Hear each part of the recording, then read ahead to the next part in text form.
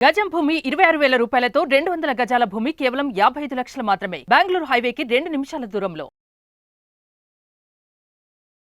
Hi hello నమస్తే, welcome back to our channel. ప్రస్తుతం స్టూడియోలో ఉన్నారు business trainer and life coach Sunil Reddy గారు. మనం చాలా వీడియోస్ చేసాం కదా, జాబ్ చేయాలా బిజినెస్ చేయాలా. మరి బిజినెస్ చేయాలి అంటే ఉండాల్సిన క్వాలిటీస్ ఏంటి? చాలామందికి బిజినెస్ చేయాలన్న ఇంట్రెస్ట్ ఉంటుంది కానీ అనుభవం ఉండదు. మరి అలాంటి వాళ్ళు బిజినెస్ ఎలా చేయాలి? కొంతమందికి ఎక్స్పీరియన్స్ ఉంటుంది, అయినా సరే బిజినెస్ అంటే చాలా కష్టము, మనం చేయలేము అనుకుంటారు. అసలు కొన్ని టిప్స్ అయితే ఉన్నాయి బిజినెస్ చేయాలి అంటే, అది చిన్నదైనా పెద్దదైనా సరే. అసలు మరి ఓవరాల్గా బిజినెస్ చేయాలి అంటే ఎలాంటి టిప్స్ ఫాలో అవ్వాలో సునీల్ రెడ్డి గారితో మాట్లాడి తెలుసుకుందాం. నమస్తే సార్. నమస్కారం అండి. సార్, బిజినెస్ చాలామందికి అంటే జాబ్ చేస్తున్నా కూడా బిజినెస్ చేయాలనే వాళ్ళు కొంతమంది ఉన్నారు. అవును, టోటల్గా బిజినెస్ చేయాలి అనుకునే వాళ్ళు కొంతమంది ఉన్నారు. ఎగ్జాక్ట్లీ. అసలు బిజినెస్ చేయాలి అంటే భయము అనుకునే వాళ్ళకి మీరు ఇచ్చే సజెషన్స్ ఏంటి? ఎగ్జాక్ట్లీ అండి.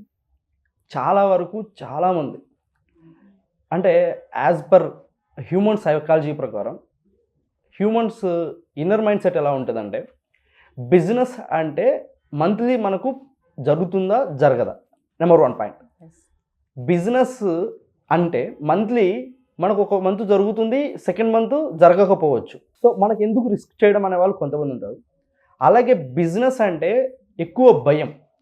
అంటే ఇప్పుడు ఒక స్టూడెంట్ వెళ్ళి నేను బిజినెస్ స్టార్ట్ చేస్తానంటే ఆ ఫాదర్ ఏం చెప్తారంటే, అరే మన తాతలు బిజినెస్ చేయలేదు, నేను బిజినెస్ చేయలేదు, నువ్వు బిజినెస్ ఎలా చేస్తావు అంటాడు.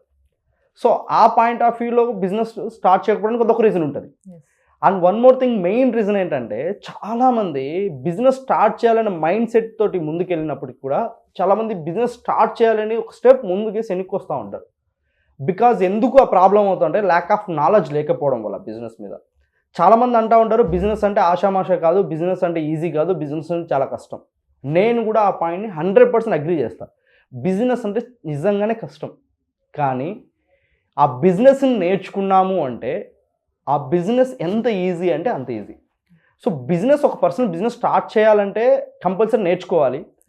అలాగే ఇంకొంతమంది కొన్ని మిస్టేక్స్ చేస్తూ ఉంటారు. మీ అందరికీ ఈరోజు నేను చెప్పాలనుకున్న ముఖ్యమైన పాయింట్ ఏంటంటే, మనం ఏదో వీడియోలో చెప్పాము కోట్లు వస్తాయి బిజినెస్ స్టార్ట్ చేస్తే అని చెప్పేసి అది బ్లైండ్గా ఫాలో అయ్యే వాళ్ళు కొంతమంది ఉంటారు. వాళ్ళకి నేను ఇచ్చే సజెషన్ ఏంటంటే, మీరు ఇఫ్ ఇన్ కేస్ మీరు బిజినెస్ స్టార్ట్ చేయాలనుకుంటే ఉన్న జాబ్ను ఉన్న పలంగా మానేయకండి.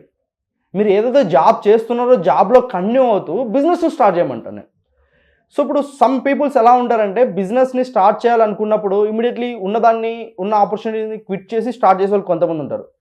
అటువంటి వ్యక్తుల్లో మేజర్గా 2 చేంజెస్ రావాలి. వన్ ఈజ్, బిజినెస్ స్టార్ట్ చేయాలి అనుకున్నప్పుడు అతని దగ్గర ప్రాపర్గా ఫైనాన్షియల్గా ఫిట్ ఉన్నాడా చెక్ చేసుకోవాలి. అదర్వైజ్ అతని దగ్గర బిజినెస్ నాలెడ్జ్ ఉందా చెక్ చేసుకోవాలి. సో ఈ 2 చెక్ చేసుకోకుండా ఇమీడియట్గా బిజినెస్ స్టార్ట్ చేయడం అనేది completely wrong. And one more thing, job లైఫ్లో కొంతమంది అంటారు అక్కడ స్ట్రక్ అయిపోయినారండి జాబ్ లైఫ్లో. అంటే ఒక సటన్ శాలరీకి, అంటే పీపుల్ మైండ్ సెట్ ఎలా ఉందంటే, నాకు ఒక 10,000 వస్తే చాలు మంత్కి, హ్యాపీగా ఎటువంటి రిస్క్ టెన్షన్స్ లేకుండా నేను 10,000 రూపాయలతో బతికేయచ్చు అని చెప్పి చాలామంది మైండ్లో ఉందండి. 10,000 రూపీస్తో ఒక ఫ్యామిలీ ఈరోజు సర్వే అవ్వాలంటే ఎంత స్ట్రగుల్స్ ఫేస్ చేస్తున్నారు. కానీ ఆ స్ట్రగుల్స్లో వీళ్ళకి ఫేస్ చేయడానికి చాలా హ్యాపీగా ఉన్నారు, కానీ ఆ స్ట్రగుల్స్ని బిజినెస్లో ఎందుకు స్ట్రగుల్ ఫేస్ చేయకూడదు అనుకోవాలి? ఆ స్ట్రగుల్స్ బిజినెస్లో కూడా ఫేస్ చేయొచ్చు కదా. అదే స్ట్రగుల్స్ బిజినెస్లో ఫేస్ చేస్తే సో ఇన్కమ్ సోర్సెస్ పెరుగుతుంది కదా. సో బిజినెస్ స్టార్ట్ చేయాలంటే ఫస్ట్ మేజర్గా కావాల్సింది rule number 1, select the product అనేది చాలా ఇంపార్టెంట్ అండి. ఇప్పుడు బిజినెస్ స్టార్ట్ చేయాలనుకున్న పర్సన్ ఏ ప్రోడక్ట్తో బిజినెస్ స్టార్ట్ చేస్తున్నాడు అనేది ఇంపార్టెంట్. ఇప్పుడు సెలెక్ట్ ది ప్రోడక్ట్ అంటే ఏది ప్రోడక్ట్తో మనం బిజినెస్ చేయాలో తెలియకోకుండా బిజినెస్ మొదలు పెట్టామనుకోండి, ఏమవుతుంది? 100% ఫెయిల్ అవుతారు.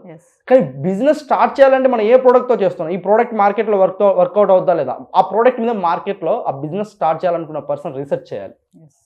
వితౌట్ రీసెర్చ్ ఆ ప్రోడక్ట్ ఏదో, ఇప్పుడు నేను ఉన్నాను, అరే సునీల్ రెడ్డి ఏదో ప్రోడక్ట్ అని చెప్పాడు, ఆ ప్రోడక్ట్ తీసుకెళ్ళి మనం బిజినెస్ స్టార్ట్ చేసామనుకోండి, అది వర్కౌట్ అవ్వదు.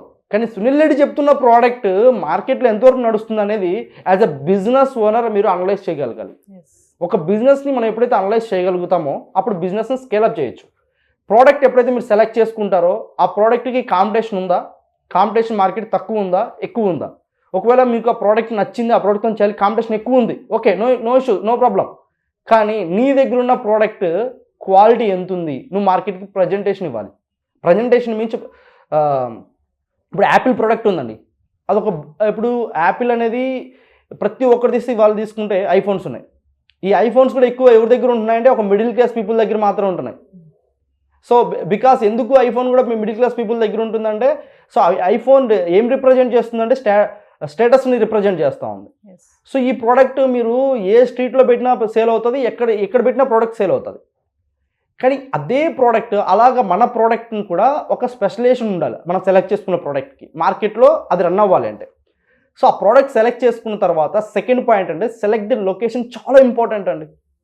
బిజినెస్ స్టార్ట్ చేయాలంటే లొకేషన్ చాలా ఇంపార్టెంట్. లాస్ట్ మన ఎపిసోడ్లో మాట్లాడినట్టు ఫ్లోటింగ్ ఉన్న ఏరియాలో 2 టైప్స్ ఆఫ్ ఫ్లోటింగ్ ఉంటుంది. వాకబుల్ ఫ్లోటింగ్ ఒకటి ఉంటుంది, బై కార్, బై మనం ఏదైతే ట్రావెలింగ్ ఫ్లోటింగ్ ఉంటుంది. ఈ 2 ఫ్లోటింగ్స్లో ఏ ఫ్లోటింగ్లో మన బిజినెస్ బాగా జరుగుతుంది అంటే వాకబుల్ ఉన్న ఫ్లోటింగ్లో బిజినెస్ జరుగుతుంది. సమ్ టైమ్స్ ఫ్లోటింగ్ ఎక్కువ ఉన్న ప్లేస్ అంటే వెహికల్ ఫ్లోటింగ్ ఉన్న ఏరియాలో కూడా బిజినెస్ జరుగుతుంది. అది ఎలాంటి బిజినెస్ అంటే ఇప్పుడు లైక్ మనకు హైదరాబాద్ తీసుకున్న ఐకియా అని చెప్పేసి ఇట్లా టాప్ మోస్ట్ బ్రాండెడ్ కొన్ని ఉన్నాయి. సో ఆ ప్లేసెస్కి మనము కార్లోనే వెళ్ళాలి, అక్కడ ఫ్లోటింగ్ ఉంటుంది. బట్ నీడ్ కంపల్సరీగా మన బిజినెస్ కస్టమర్కి నీడ్ ఉందనేది మనం ప్రూవ్ చేసుకోగలిగితే ఏ ఏరియాలో పెట్టినా వర్క్ ఉంటుంది. సెకండ్ పాయింట్ ఏమన్నాం, select the location. First point select the product, select the location. Third point వచ్చేసి R&D, రీసెర్చ్ అండ్ డెవలప్మెంట్ చాలా ఇంపార్టెంట్ అనమాట. ఈ రీసెర్చ్ దేని మీద రీసెర్చ్ చేయాలంటే మనం ఏదైతే ప్రోడక్ట్ తీసుకుంటున్నామో, ఏదైతే మనం లొకేషన్లో పెట్టామో, మనం నెక్స్ట్ బిజినెస్ని మనం అప్గ్రేడ్ చేయాలన్నా, బిజినెస్ని గ్రోత్ చేయాలన్నా రీసెర్చ్ అండ్ డెవలప్మెంట్ ఇంపార్టెంట్. అది ఎవరు చేయాలి? స్టాఫ్ చేయాలా? యాజ్ ఎ బిజినెస్ ఓనర్ నువ్వు చేయాలా? అంటే నేనేమంటానంటే యాజ్ ఎ బిజినెస్ ఓనర్ మీరు కూడా మానిటర్ చేయాలి. As ever employees as per company responsibility ప్రకారం మీ ఎంప్లాయీస్ కూడా దాన్ని R&D, రీసెర్చ్ అండ్ డెవలప్మెంట్ చేయాలి. దానికి ఒక టీంని మీరు రిక్రూట్ చేసుకోవాలి. అంటే రీసెర్చ్ అండ్ ఇప్పుడు రెగ్యులర్గా ఒకే ప్రోడక్ట్ ఉందనుకోండి, ఎవరైనా కొంటారా మార్కెట్లో? ఇప్పుడు టీవీ తీసుకుందాం. మనము ఇంతకుముందు బాగా పెద్ద డబ్బా టీవీ లాంటివి వాడేవాళ్ళం. ఇప్పుడు అంటే పెద్ద బాక్సుల్లోంచి ఉన్న టీవీ ఈరోజు చాలా స్లిమ్ అయిపోయింది. అంటే ఏమవుతుంది, ఇప్పుడు 4K వచ్చింది, అల్ట్రా, ఇట్లా డిఫరెన్షియేషన్ వచ్చింది కదా. అంటే ఇప్పుడు మార్కెట్లో పీపుల్స్ ఏం కోరుకుంటారు? కొత్తదనం. అంటే నీ ప్రోడక్ట్లో కూడా పీపుల్ కొత్త అనుకుంటారు. అంటే మార్కెటింగ్ రీసెర్చ్ అనాలిసిస్ అనేది చాలా ఇంపార్టెంట్ అనమాట. ఏదైతే మన R&D అనేది చాలా ఇంపార్టెంట్. దీంతో పాటు ఫోర్త్ పాయింట్ మనకు మార్కెటింగ్ టీం అనేది చాలా ఇంపార్టెంట్ అండి. ఈ మార్కెటింగ్ టీం ఎందుకు అంటే మన బిజినెస్ని ప్రమోట్ చేయడం కోసం. అంటే మార్కెటింగ్లో డిఫరెంట్ వేస్ ఆఫ్ మార్కెటింగ్స్ ఉంటాయి. డిజిటల్ మార్కెటింగ్ ఉంటుంది అండ్ పర్సనల్ మార్కెటింగ్ ఉంటుంది. పర్సనల్ మార్కెటింగ్ అంటే మీరు చేయాల్సి ఉంటుంది. సో అండ్ 1 మార్కెటింగ్ ఏంటంటే డైరెక్ట్గా కస్టమర్ ఇంటరాక్షన్ మార్కెటింగ్ ఉంటుంది. సో కస్టమర్ ఇంటరాక్షన్ మార్కెటింగ్లోకి వచ్చినప్పుడు ఏం చేయాలి అంటే మన దగ్గర మార్కెటింగ్ టీం ఉండాలి. సో లైక్ మన కెనోపీస్ ద్వారా ప్రమోట్ చేయొచ్చు మన బిజినెస్ త్రూ దిస్ బ్రోచర్స్, అంటే ఆఫ్లైన్ మార్కెట్ అంటారు. సో ఈ ఆఫ్లైన్ మార్కెట్ చేయడానికి మనకు ఒక టీం ఉండాలి. సో అలాగే ఆఫీస్ స్టాఫ్ అనేది కూడా మనం పర్ఫెక్ట్ ఎంప్లాయీస్ని రిక్రూట్ చేసుకుని మన బిజినెస్ స్టార్ట్ చేయగలిగితే సో మేజర్గా మన బిజినెస్లో ప్రాబ్లం రాకుండా ఉంటుంది. ఇక్కడ మీరు ఏం చేయాలంటే ఎంప్లాయీస్కి వాళ్ళకి ఏదైతే వాళ్ళు బిజినెస్ చేస్తున్నారో మీ దగ్గర, so end of the day మీరు వాళ్ళకి మీరు ప్రొవైడ్ చేస్తున్నారు యాజ్ పర్ బిజినెస్ ఓనర్గా మీ ఎంప్లాయీస్ యొక్క లైఫ్ స్టైల్ని కూడా మీరు సెట్ చేసే విధంగా మీ బిజినెస్ని పెట్టాలి. సరే ఎంప్లాయీస్ లైఫ్ స్టైల్ సెట్ చేయడానికి బిజినెస్ మనం పెట్టాలా, మన బిజినెస్ సెట్ చేసుకోవడానికి బిజినెస్ పెట్టాలని చాలామంది కామెంట్ రూపంలో కూడా అడగచ్చు. ఇప్పుడు మన కంపెనీలో పనిచేస్తున్న ఎవరైతే ఎంప్లాయీ ఉంటారో ఆ ఎంప్లాయీ సాటిస్ఫై అయ్యాడు అనుకోండి, మనం ఇచ్చే శాలరీతో కానీ మన దగ్గర చేస్తున్న వర్క్ సాటిస్ఫాక్షన్ ఉందనుకోండి, మన కంపెనీ గ్రోత్ ఆటోమేటిక్గా ఉంటుంది కదండి. సో మన కంపెనీ గ్రోత్ ఆటోమేటిక్గా ఉందంటే ఎవరు గ్రోత్ ఉంటుంది? మీ గ్రోత్ ఉన్నట్లే 100%. And one more thing, final point, digital marketing. Digital marketing కూడా బిజినెస్కి చాలా ఇంపార్టెంట్. డిజిటల్ ప్రమోషన్స్ అనేది మనము 100% చేయాలి. మనం ఎప్పుడైతే డిజిటల్ ప్రమోషన్స్ చేస్తామో అప్పుడే మార్కెట్లో నిలబడగలుగుతాం. కాంపిటీషన్, బిజినెస్కి కాంపిటీషన్ అనేది ఉంటుంది ఏ బిజినెస్కైనా. కానీ ఈ కాంపిటీషన్స్ని ఎలా ఫేస్ చేయాలి అంటే కాంపిటీషన్స్ని మనం ఫేస్ చేయాలి అనుకున్నప్పుడు 100% మన బిజినెస్ని మనం ఒక బ్రాండింగ్ మోడల్కి కన్వర్ట్ చేయాలి.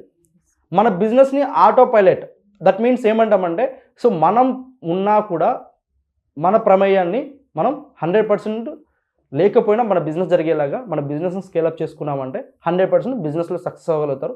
ఇంకా నా 10 years of experience and knowledge మీకు కావాలి అనుకుంటే సో మేము 100% మేము సపోర్ట్ చేస్తాం. 6 months మీకు ట్రైనింగ్ ఇచ్చి 50,000 నుండి 10 lakhs వరకు రెవెన్యూ జనరేట్ చేసే రెస్పాన్సిబిలిటీ మేము తీసుకుంటాం.